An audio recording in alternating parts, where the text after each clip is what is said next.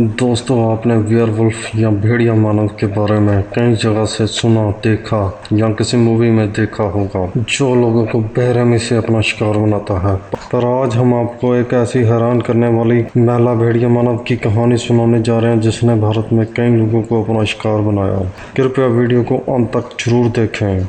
भेड़ियों द्वारा बच्चों को उठा ले जाने की घटनाएं तो बहुत सी हुई हैं, लेकिन ग्वालियर रियासत के प्रसिद्ध शिकारी मजीद खान ने जो विवरण दिया वह अब तक की सुनी ऐसी तमाम घटनाओं में बिल्कुल अनूठा व सनसनीखेज था। मजीद खान को एक दिन ग्वालियर के महाराज जीवाजीव राव ने अपने पास बुलाया और कहा कि शिवपुरी ग्वालियर के जंगलों में आदमखोर औरत के होने के उपद्रव की बहुत सी शिकायतें लगातार आ रही हैं, जिसने अब तक कई औरतों व बच्चों को मार डाला है। मजीद खान को पहले तो विश्वास नहीं हुआ। मजीद खान 4 शिकारियों को अपने साथ लेकर गाड़ी से वहां पहुंच गया।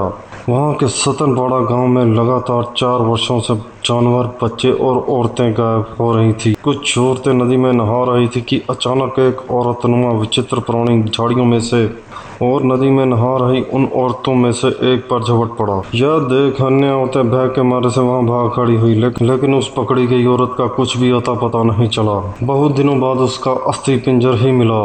इससे भय का और भी वातावरण फैल गया। मजीद खान के नेतृत्व में शिकारी दल ने उस रहस्य में औरत के चिन्हों के सहारे जंगल में खोज शुरू की, पर कुछ पता न चल सका और वे वापस सतनपाड़ा गांव में आ गए। मजीद खान के लगातार प्रयास करने के बावजूद उस महिला भेड़िया मानव का कुछ पता नहीं चल पा रहा था।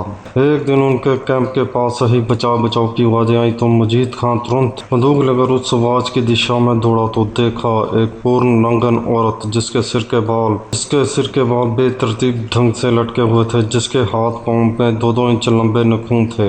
एक बालक को उठाकर जंगल की तरफ भाग रही थी। मजीद खान ने बिना कोई मौका गंवाए गोली दाग दी। तब तक वह औरत जंगल में गायब हो चुकी थी और मजीद खान का यह प्रयास भी विफल हो चुका था।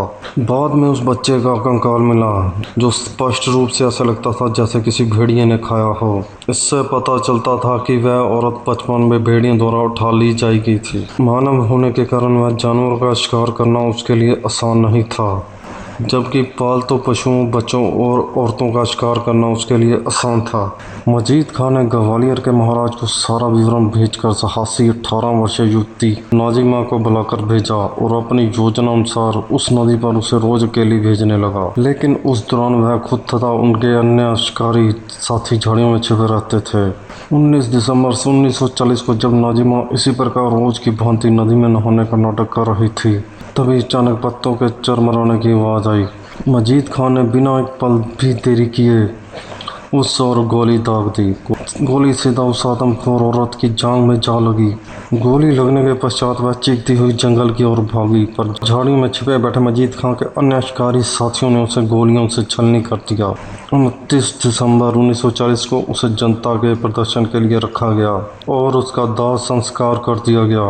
और इस तरह भेड़ियों द्वारा पाली गई उस औरत के अंत से शिवपुरी के जंगलों के आसपास रहने वाले लोगों को हमेशा के लिए छुटकारा मिल गया। दोस्तों, आपका इस कहानी के बारे में क्या विचार है? कृपया अपने विचार कमेंट बॉक्स में लिखें। अगर आपने हमारा चैनल अभी तक सब्सक्राइब नहीं किया तो कृपया हमारा चैनल सब्सक्राइब और लाइक करें। वीडियो देखने के लिए आपका बहुत बहुत धन्यवाद।